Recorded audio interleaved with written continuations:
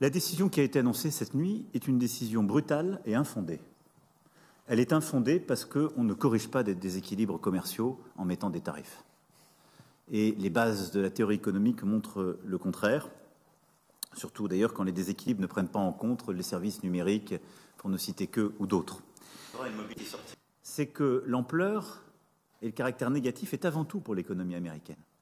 Et une chose est sûre, avec les décisions de cette nuit, l'économie américaine et les Américains, qu'il s'agisse des entreprises ou des citoyens, sortiront plus faibles qu'hier et plus pauvres. Et je pense qu'il faut le marteler. Et il faut le marteler, et nous, il faut tenir, je vais y revenir, parce que ces décisions, elles ne sont pas soutenables pour l'économie américaine elle-même. Et au fond, nous avons besoin, dans cette phase, de rester unis et d'être déterminés. Et je le dis aussi parce que je sais ce qui va se passer, les plus gros auront tendance à jouer solo. Et ce n'est pas une bonne idée. Parce que nous avons une force. C'est un marché de 450 millions d'habitants. C'est ça l'Europe. L'Union européenne, c'est 450 millions de consommateurs. C'est plus que le marché américain.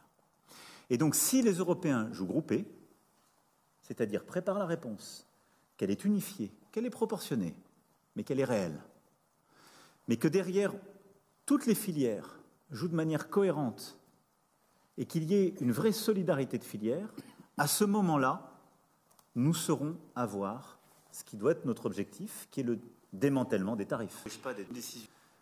Au fond, le constat américain est un bon constat, la réponse est mauvaise. Mais faisons le même constat. Il y a trop de désindustrialisation en Occident. La réponse, ce n'est pas de mettre des tarifs et de casser le commerce international, c'est d'être plus productif en Occident.